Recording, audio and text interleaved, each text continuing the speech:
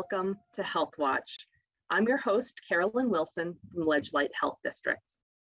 The goal of this program is to bring you a wide range of health topics and to introduce you to the great work being done across the community. Today, I'm joined by Chevelle Moss-Savage, Board President of outCT.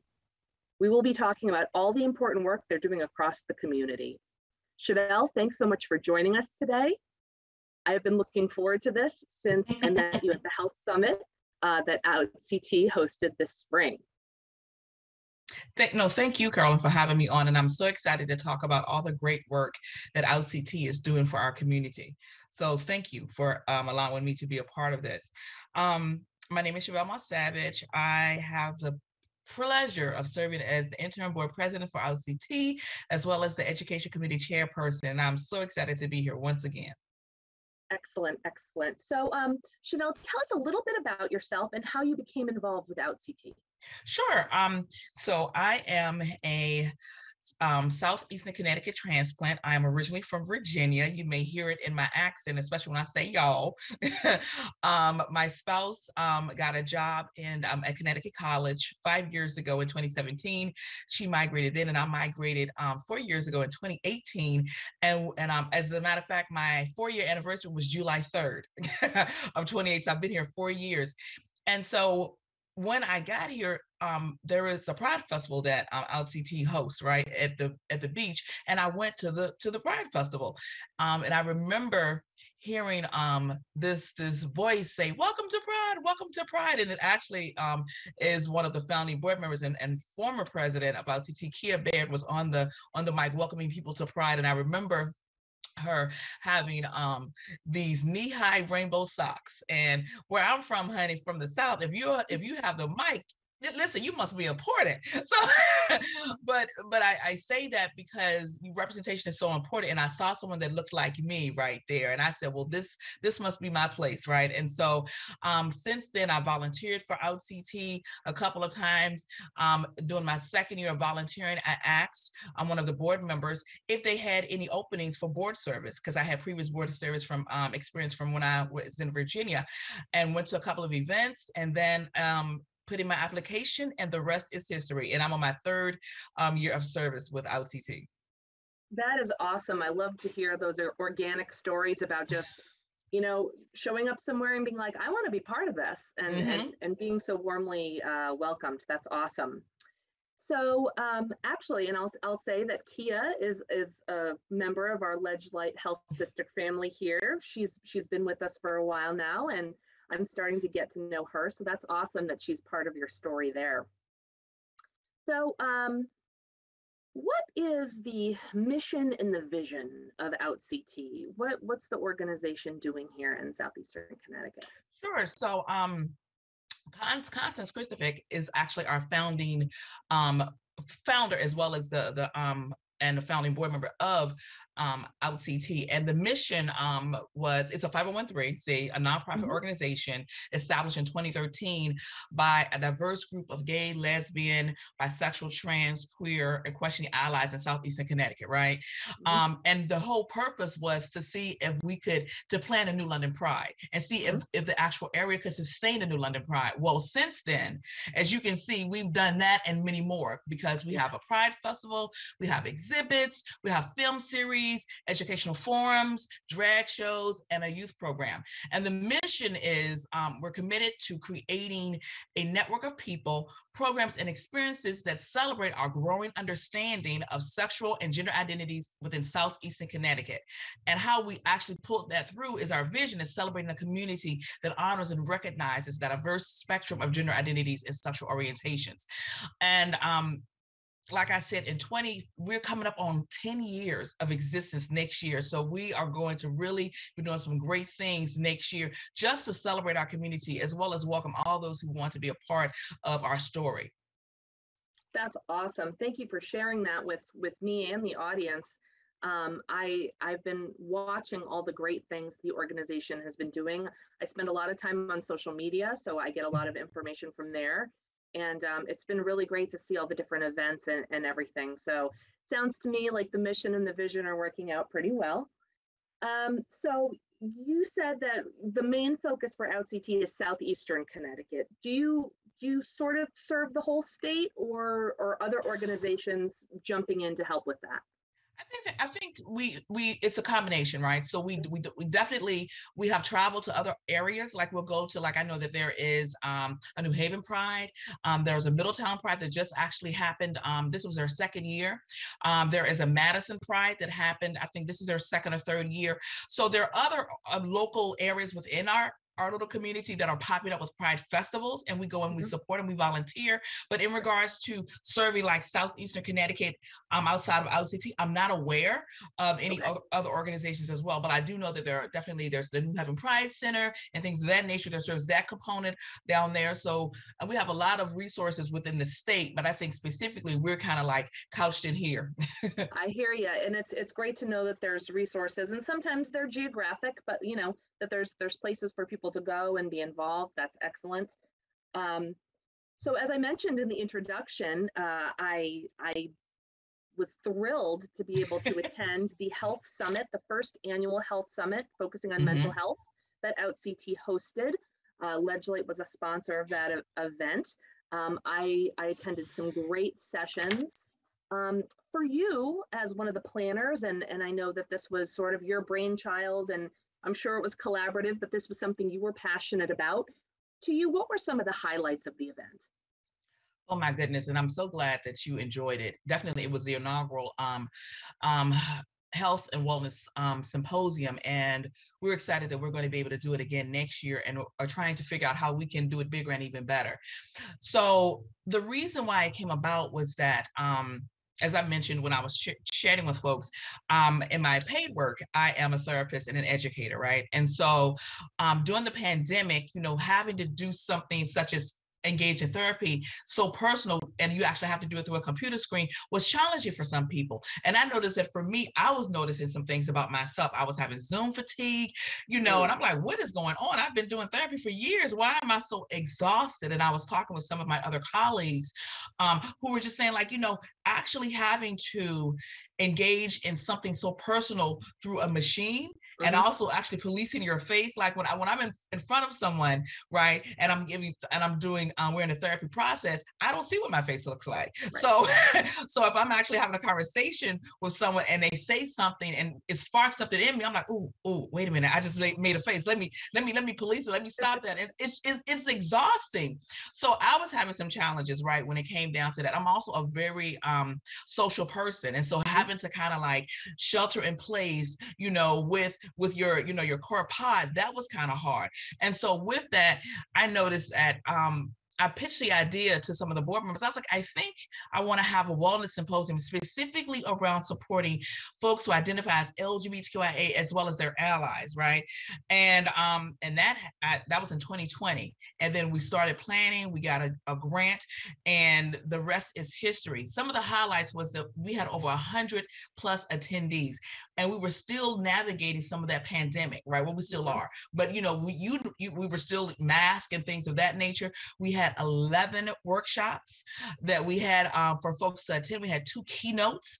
It was free. We had swag bags. We had door prizes. And then we ended with like just joy, right? Ending it with dancing out on the Cupid Shuffle, because we was like, they were there all day and we shuffled on out the door.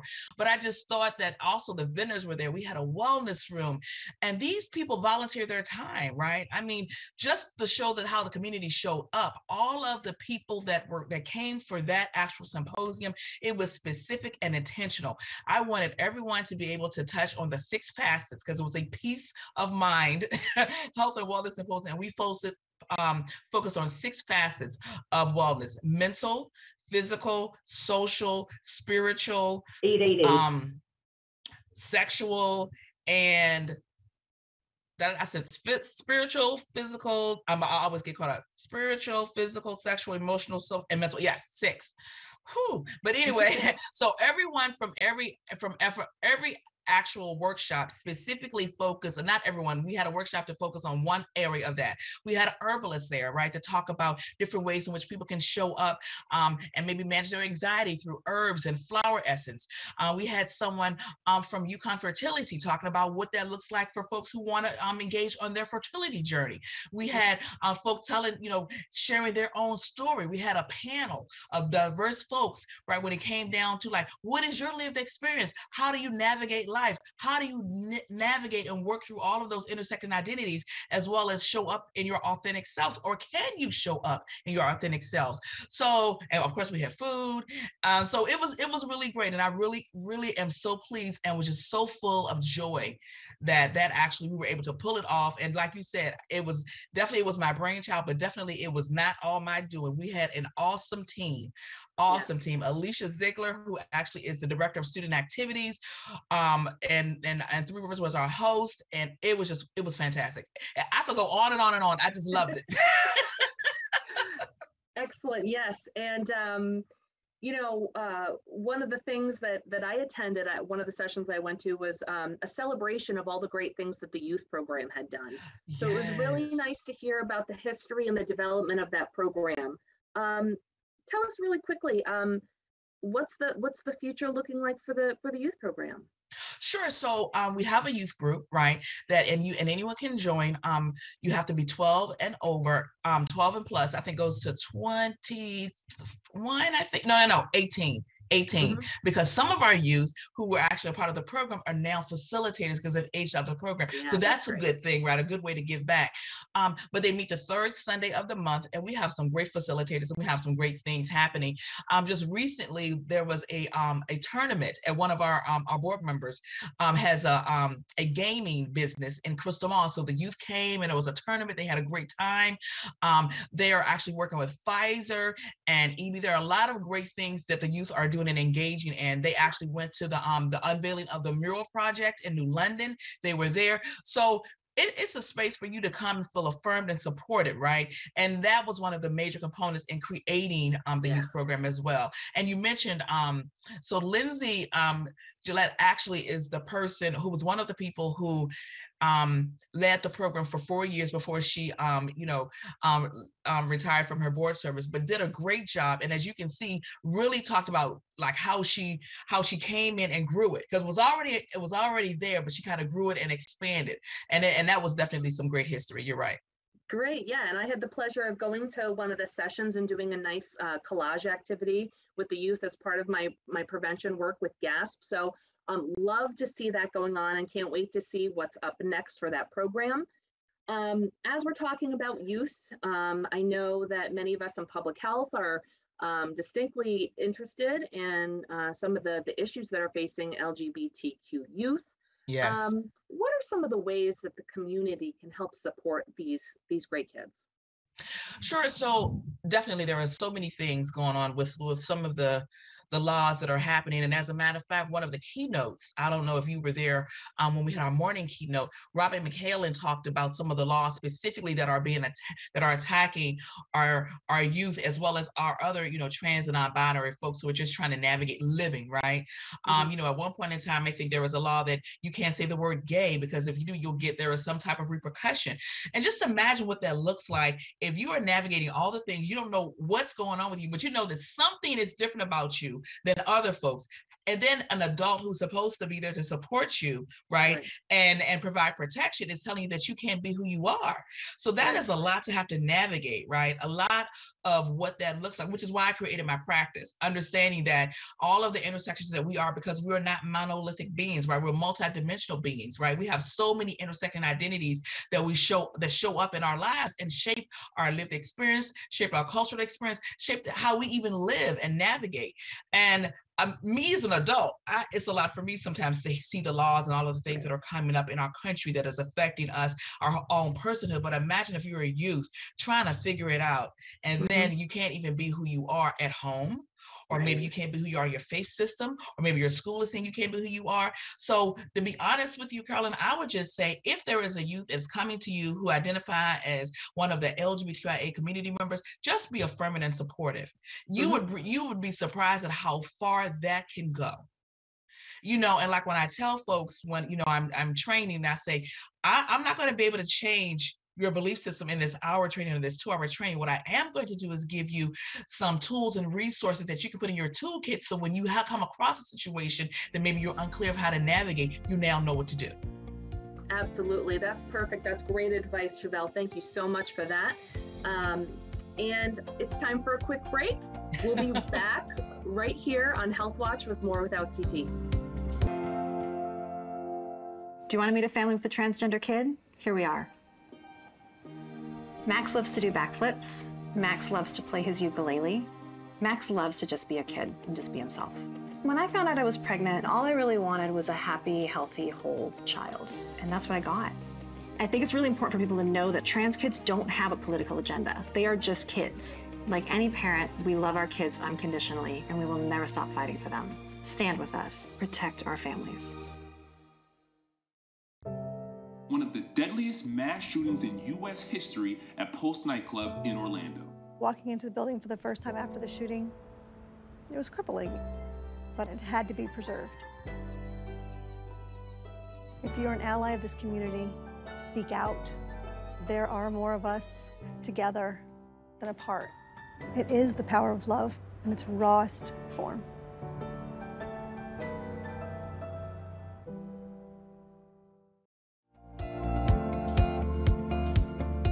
Welcome back to Health Watch. I'm your host, Carolyn Wilson, and today I'm so happy to be joined by Chevelle Moss-Savage from outCT. Before the break, we were talking a little bit about the organization of outCT and a little bit about their great health summit they had last spring, and of course, their great youth program. Chevelle, I was hoping we could switch gears a little bit and talk about language. As we know, in so many areas, language matters. You know, in the work that I do, we hear a lot about language for talking about substance use disorders. You know, that's some changes we're seeing there, of course. And we always want to be teachable and learn about the best practices and how we speak about things. So when it comes to language for the LGBTQIA+ community, what are some of the things that we're learning and what are the best practices? So that's a very good question, Carolyn. And thank you for, you know, asking me about it.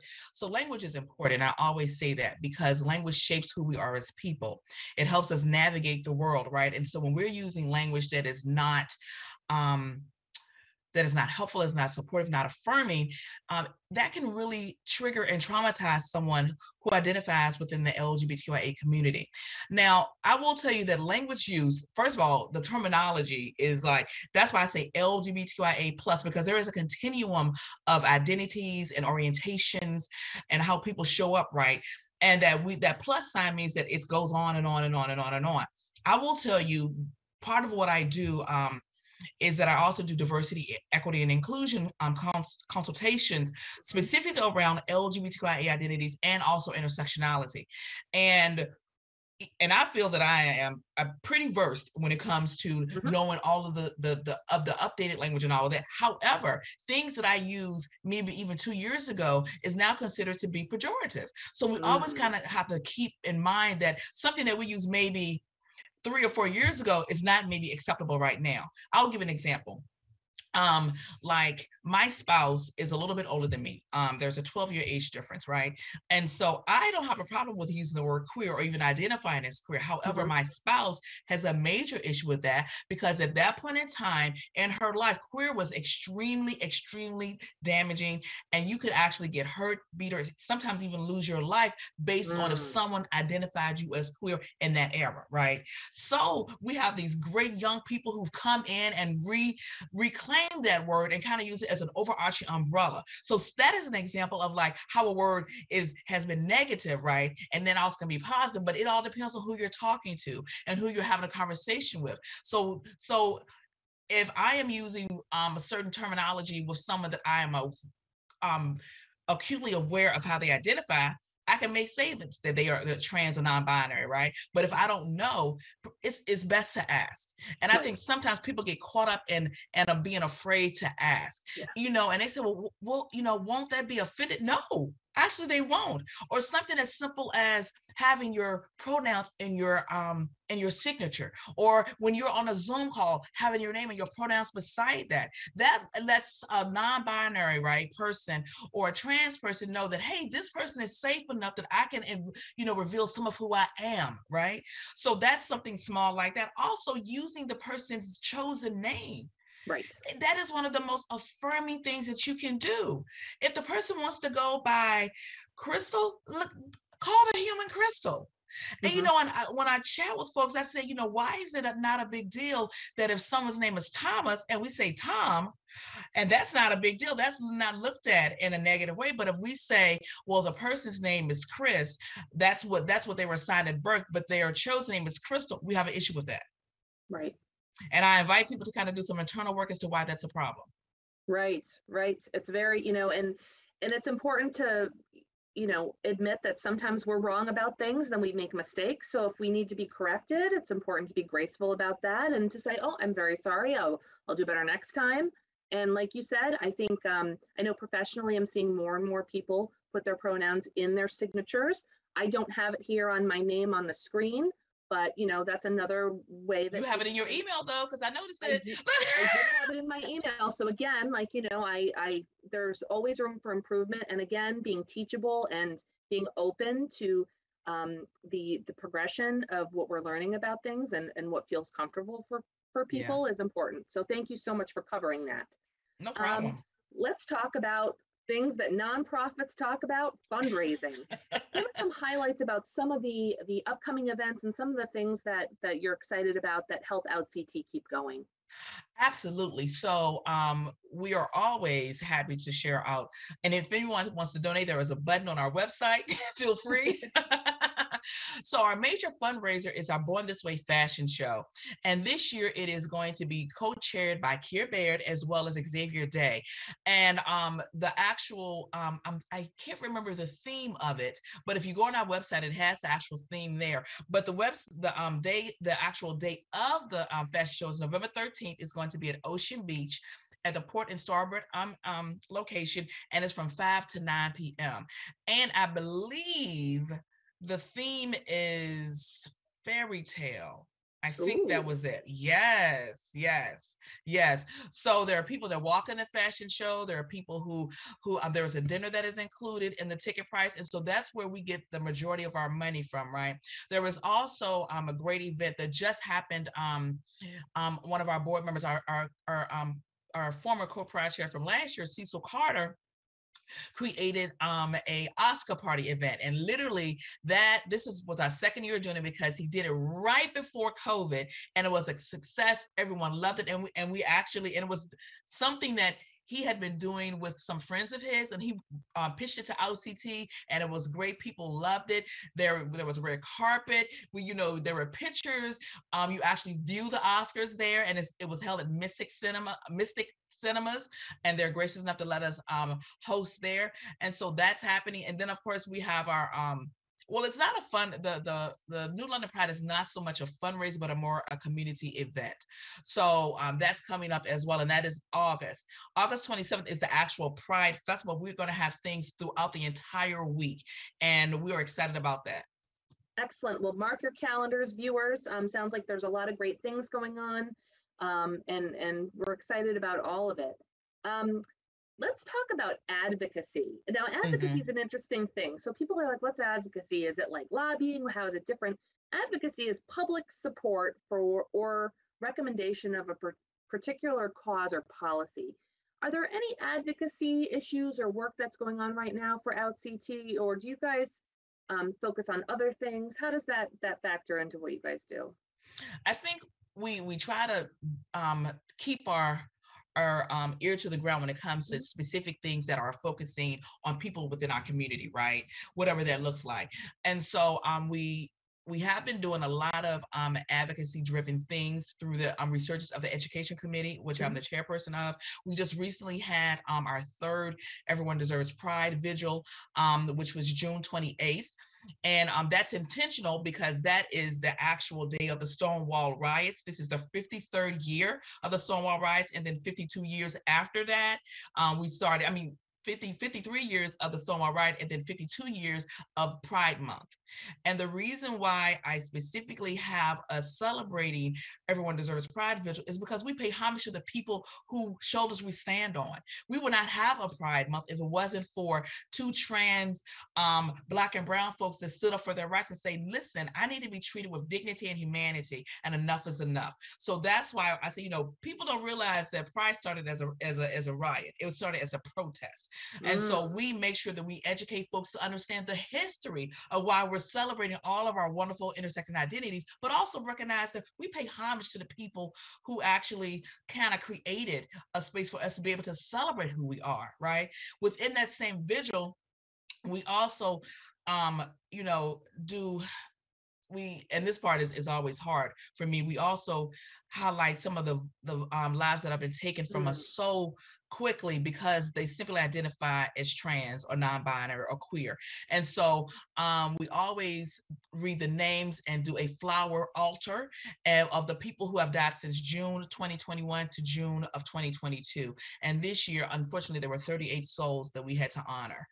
Yeah, so it's a lot. And we, you know, but once again, that's a component of educating as well as advocacy, right? Under making people know, hey, we celebrate because of this, but also we have to honor what is going on as a national crisis. Right. That's so important, and I'm so glad that can bring awareness to folks who may not understand, may not know. That's so important. So on a bright note, bright things on the horizon. What's up for the future for outCT? What can we look forward to? We have about a minute left to wrap up. So what do you want to tell us about how to learn more and what's coming up? Sure. So our website is www.outCT.org. It has a lot of resources, community resources for folks, therapists, businesses that we work with. We also, you can find out information about, as the Pride Festival comes in and they start putting different things in, you can find out information there. You can find out information about our youth group. You also can, we're on social media, outCT.org, on Facebook as well as Instagram. And so follow us there, get all of the updates. Excellent. And we're excited about all the great things that we're going to be doing this year. And next year, we're going to be celebrating 10 years of existence. So we're gearing up this year for next year. Terrific. Chevelle, I can't thank you enough for joining us. This has been great. I know I've learned a lot, and I'm sure our viewers have too. Everyone, thank you for joining us on Health Watch today. We hope that you'll join us right back here next time on Health Watch.